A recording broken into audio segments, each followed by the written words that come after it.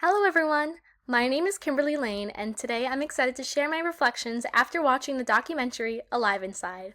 Before I begin, I want to say if you haven't already watched this film yet, you absolutely should. Alive Inside didn't just move me emotionally, impacting my understanding of human connection, memory, and the power of meaningful occupation. It left me thinking deeply about the role of occupational therapy and how we, as future practitioners, can harness the simple yet powerful tool of music to transform lives. I'd like to focus on the moments that really shook me, made me smile, and even made me tear up. And I want to explore how these moments gave me a new perspective on occupational performance and the importance of human connection. So one of the most compelling moments that struck to me, to my core, was when we met Henry. Henry, an elderly man with advanced dementia, had been withdrawn for years. He barely spoke, slumped in his wheelchair, his eyes were downcast, and he seemed entirely disengaged from everything and everyone around him. But when they put the headphones on him and the music of his youth started playing, the transformation was immediate and profound. His eyes widened and lit up. He began singing, humming along, and moving to the rhythm. It was as if someone had flipped a switch inside him and brought him back to life. It was as if music had reached into a place untouched by disease and brought his essence back to the surface. I was overwhelmed by this scene, and I felt this surge of hope and, honestly, amazement that something as simple as familiar music could awaken someone from such a deep isolation. It made me realize how easy it is to forget that people with cognitive impairments are still present, even when they cannot express themselves in conventional ways. Music acted as a bridge between Henry's inner world and his outer reality. Watching his transformation made me reflect on the core of occupational therapy, which is engaging in meaningful activities that support identity and well-being, in this case, music. So this specific scene reminded me of my Uncle Peter. He had Down syndrome, and growing up, he was one of the brightest lights in my life. Uncle Peter loved music more than anything. He always wore headphones, and when things became overwhelming or confusing for him, he would put them on, press play, and the world seemed to melt away. You could see the tension in his body ease. He'd smile, sway, sometimes hum along, completely in his element. Music wasn't just entertainment for my Uncle Peter. It was his safe space, his joy, and his connection to the world. Watching Henry come alive through music brought me back to sitting next to my Uncle Peter, watching him relax and find peace through his favorite songs. It reminded me how powerful music can be, not just as background noise, but as a meaningful occupation that taps into a person's identity, history, and emotions. Another powerful moment that left a lasting impression was the testimony of family members and caregivers who witnessed similar transformations in their loved ones. One woman described her mother, who had become almost nonverbal due to dementia, suddenly singing along to familiar songs with perfect recall. Another caregiver showed how a once agitated resident became calm and cooperative when listening to her personalized playlist. These stories were deeply moving, and I could feel their joy and relief as they described these transformations.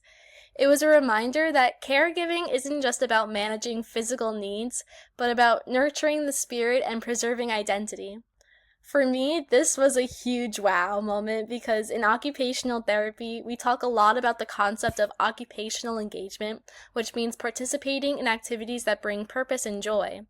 And here was the simple act of listening to music, bringing people back into their occupations, into their identities. So essentially, Alive Again reinforced the idea that music is more than just entertainment and mere background noise. It is a meaningful occupation for many people, and whether it involves listening, singing, dancing, or playing an instrument, music engages multiple areas of the brain and has the power to evoke emotion, memory, and connection. So, how can occupational therapists take what we see in Alive Again and creatively apply it in practice? One of the core principles of occupational therapy is the focus on person-centered care. We're skilled in understanding what's meaningful to a person and using that to support occupational performance. We recognize that each individual has a unique history, set of interests, and life experiences that shape their sense of identity. In Alive Inside, the use of personalized music playlists demonstrated how honoring a person's history through music can restore their sense of self. This aligns perfectly with occupational therapy's emphasis on individualized interventions. For example, working with individuals living with dementia, occupational therapists can collaborate with clients and their families to develop personalized playlists that tap into significant moments from that client's life. We could incorporate that into morning routines to help orient them to their day, or during ADLs like dressing or grooming, we could play their favorite songs to make the experience more enjoyable and familiar, which can reduce agitation or resistance. And it's not just dementia care. Music can be creatively applied in occupational therapy practice across the lifespan in a variety of settings. Think about stroke survivors working on motor control. In neurorehabilitation, rhythmic auditory stimulation has been shown to improve gait and motor coordination in clients recovering from strokes or living with Parkinson's disease. By using music with a consistent rhythm, therapists can help clients develop more controlled and purposeful movements. This can be integrated into gait training exercises, upper limb rehabilitation, or fine motor tasks. In pediatric practice, music can serve as a motivating and regulating force for children with developmental delays or sensory processing disorders. Incorporating music into sensory integration activities can promote self-regulation, improve attention, and foster social engagement. For children with autism spectrum disorder, music can act as a bridge for communication, providing a nonverbal medium for self-expression and interaction with others. Therapists can design interventions that incorporate singing, dancing, and instrument play to support social skills, communication, and motor planning. Additionally, music can also be used in mental health practice as a coping strategy for emotional regulation and stress reduction. Clients experiencing anxiety, depression, or trauma can benefit from the calming or energizing effects of music tailored to their needs. Guided music listening sessions, songwriting activities, or participation in group music making can offer therapeutic outlets for emotion and connection. Overall, the use of music in occupational therapy practice can lead to a measurable improvement in occupational performance and patient outcomes. For individuals living with dementia, music can reduce reliance on medications for agitation or depression. It can enhance mood, increase participation in therapy sessions, and help preserve long-term memory. Patients who are happier and more engaged are more likely to participate in other occupations, from socializing to eating meals. For clients recovering from neurological injuries, music can assist in neuroplasticity. Engaging in musical activities stimulates multiple areas of the brain simultaneously, which can enhance cognitive function, memory recall, and motor coordination. For children on the autism spectrum, music can provide a bridge for communication. In addition, music promotes social participation and emotional well-being, two key components of occupational performance. Whether it involves group making music activities, sing-alongs, or simply listening to a shared playlist, music fosters connection, and it reduces feelings of isolation and enhances quality of life. These outcomes align with the core goals of occupational therapy, supporting clients in achieving meaningful participation in their chosen occupations and improving their overall well-being. Alive Inside left me with a deep sense of responsibility and inspiration as a future occupational therapist. It reminded me that we must always look for creative, person-centered ways to engage our clients and support their occupational performance.